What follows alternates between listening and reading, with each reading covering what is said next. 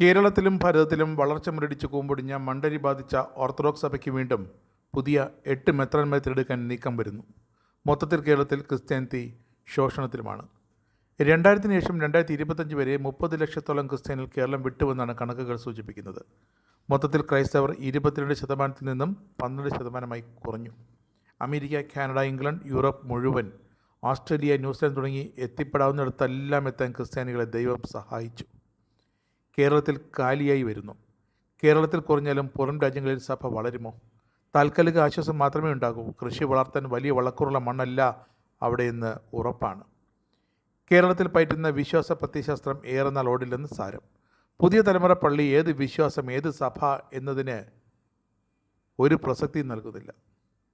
ദൈവത്തിന് വിശ്വാസമുണ്ട്, സമയമുള്ളപ്പോൾ ഏതെങ്കിലും പള്ളിയിൽ പോവും, അത്രമാത്രം. ആ രീതിയിലേക്ക് അടുത്ത തലമുറ എത്തിച്ചേർന്നു. കോട്ടയത്തിന് തെക്കോട്ട് സുറിയാനി ക്രിസ്ത്യാനി കുടുംബങ്ങളിൽ നിന്നും സമ്പൂർണ്ണ കുടിയേറ്റം നടന്നു കഴിഞ്ഞു.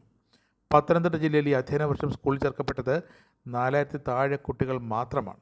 പുരാതന ക്രിസ്തീയ കുടുംബങ്ങളിൽ ബൈബിൾ വിശ്വാസം തലയ്ക്ക് പിടിച്ചു മൂത്ത ചേട്ടൻ മർത്തോമയിലാണെങ്കിൽ രണ്ടാമത്തവൻ പെന്തക്കോസ്തൽ, മൂന്നാമത്തവൻ മലങ്കര കത്തോലിക്ക, തറവാട്ടിൽ നിൽക്കുന്നവൻ ഓർത്തഡോക്സ്, ഇനി കെട്ടിച്ചു വിട്ടവൾ KP യോഹന്നാൻ്റെ ബിലീവേഴ്സിലായിരിക്കും.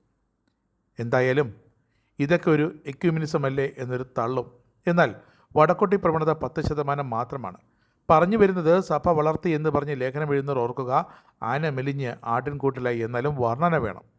ഇനി 8 മെത്രാന്മാരെ വാഴിച്ച് സഭ വളർത്താമെന്നും 40 എണ്ണം തയ്ക്കാമെന്നും ആഗ്രഹിച്ച് അരിപ്രാഞ്ചികളെ കൊണ്ട് കീജയെ വിളിപ്പിച്ച് ഹംസരഥത്തിൽ എഴുന്നള്ളി വാണകളെ ആർക്കൊക്കെയോ ആഗ്രഹമുണ്ട്. അരിപ്രാഞ്ചികളുള്ളപ്പോൾ ആഗ്രഹം സാധിക്കും. കേരളത്തിൽ സഭാ വളർച്ചയുടെ അനുപാതം മൈനസിലാണ്. പാശ്ചാത്യ കുടിയേറ്റം, ഒപ്പം പുതിയ തലമുറയിലെ പകുതി പേർ ദേവാലയങ്ങളിൽ വരാൻ വിമുഖത കാട്ടുന്നു. ഒപ്പം ദേവാലയങ്ങളിലെ ചില വൈദികരുടെയും മെത്രാന്മാരുടെയും കയ്യിലിരിപ്പ് കൊണ്ടും ആരും വരുന്നില്ല.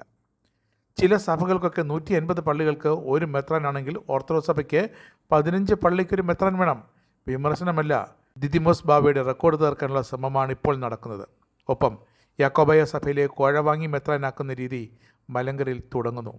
ആരെ മെത്രാനാക്കിയാലും നേരത്തെ എടുത്തതിൽ ഊനമില്ലാത്ത എത്ര എണ്ണമുണ്ട്? എത്ര വിശ്വാസികളെ പുതുതായി ഇവർക്ക് സഭയിലേക്ക് കൊണ്ടുവരാൻ സാധിച്ചു? ഇതൊക്കെ വിശ്വാസികൾ ചോദിക്കുന്ന ചോദ്യമാണ്.